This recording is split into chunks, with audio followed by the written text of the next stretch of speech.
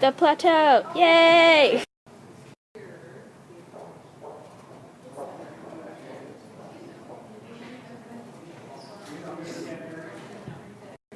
Daily life and food. The people of the plateau greatly relied on fish as their main diet, mainly salmon. Plants were also important, including berries and edible roots, wild onions, lily bulbs, and balsam root, being roasted or dried to preserve them. Deer were used for more than food. Deer hide used to make clothing and moccasins.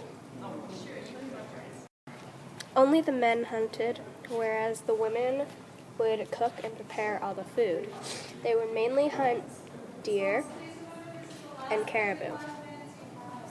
But they did hunt other smaller animals, such as coyotes and fox, raccoon, porcupines, marten, weasels, beaver, marmot, and hares.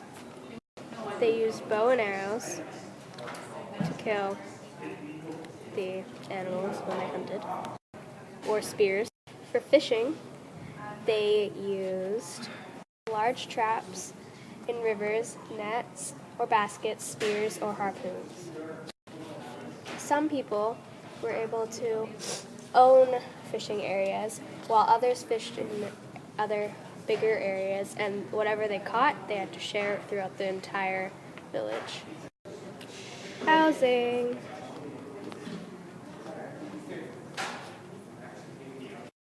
Native people constructed pit houses, which is a home built partly underground. A circular pit was dug into soft soil near a water source about 3 meters deep.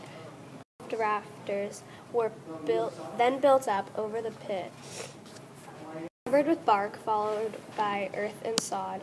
The home was well insulated against the winter cold. A hole was left at the peak of the roof, where a notched log was placed at the top of the hole, becoming a door. It was also used as a smoke hole for ventilation. It could be closed at night or when danger was near. There were raised platforms around the center so that people could sleep at night.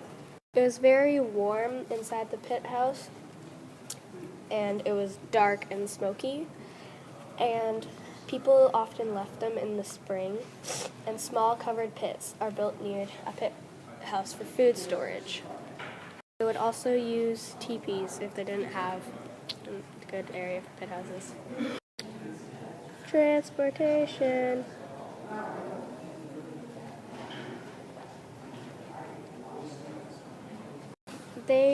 For transportation, they would use canoes, horses, dogs, and then they would walk. They dug out canoes, and they were ram-shaped, made out of red cedar, cottonwood trees, and pine or birch bark. The lacing of the canoe was made out of deer, caribou, or moose hide. The canoes were mainly designed for lakes, but the canoe design allowed it to go in rivers with rapid currents, still preventing water from pouring in. Horses and dogs were also used for transportation, and they were used for pack animals for carrying people and other items needed. Saddles for the horses were made out of wood-covered rawhide. As for the winter, they used snowshoes to go through the thick layers of snow. Clothing.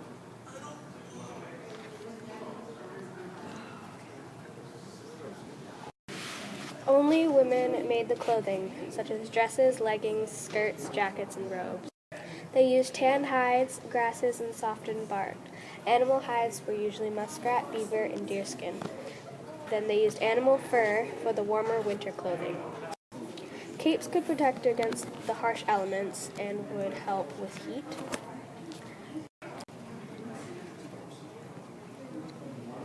Moccasins were made out of deerskin or salmon skin, and they were often beaded, and they could show a a person's status among the tribe.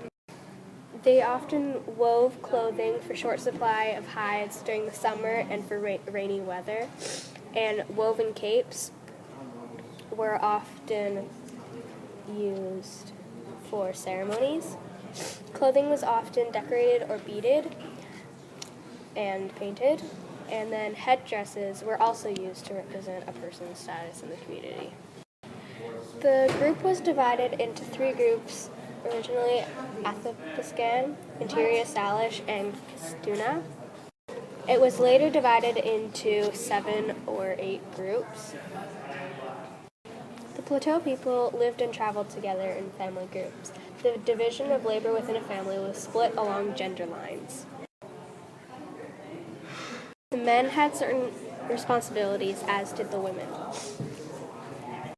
The men were the decision makers of the family. They were also responsible for hunting, trapping, fishing, making tools, and warfare. Whereas the women were responsible for preparing the food, harvesting plants, such as berries and roots, caring for the children and home, and making clothing. The Plateau society was communal and generally free of classes, unlike the Northwest Coast. Within each community, sharing food and other resources was expected. Hunting and fishing grounds generally belonged to the whole village, although there were exceptions to this rule. In some groups, families or individuals did their own specific fishing in varied areas, and others needed permission to reuse the source. The Plateau people were nomadic, so they moved around throughout the year. They generally lived in small seasonal bands or independent villages. Each village had one or several leaders. There were usually one main village or family chief who had inherited the whole from their father. Role. Then there were other chosen chiefs. They were picked for different roles such as hunting or warfare because of their personal abilities and knowledge. The Plateau society was relatively democratic, and the men of the village always getting a say in major decisions. However, chiefs were given more power when it came to making decisions that would affect in the village. In some areas, they also had a council of elders who gave advice when it came to important issues, mainly because they had more life experience and were considered to be very wise. Ceremonies and spirituality. Ceremonies. The Plateau people held ceremonies throughout the year to mark special occasions. One important time of the year was for the Plateau people for the arrival of spring. They held celebrations at the start of the spring to mark the first salmon run or the appearance of the first berries. Fabulous.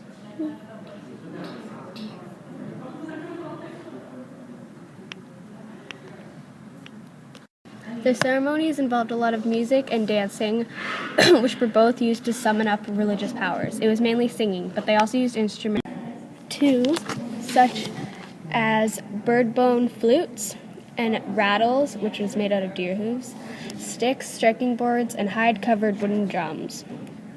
Every year, the Okanagan, the Nektalapmu, the Schwimmick, and the Stalimiks held what was called the Winter Guardian Spirit Dance, hosted by a It involved several days of dancing and healing the sick. Essentially, it was a way to show the people how they communicated with the spirit world. The Tuna people, who lived fairly close to the Plains people, also held sun dances. Like the Plains people, it involved singing, dancing, and fasting in spiritual traditions. Dance, woohoo! Ceremonies and spirituality. Spirituality. They had both spirits, non-living and living things. They were both good and bad, and they were everywhere. Animals were very important. Mostly deer, coyotes, and horses. Shamans were the most important religious leaders, could heal the sick, could control the hunt, predict the future by contacting the spirit world and everything else because they were so important, and yeah.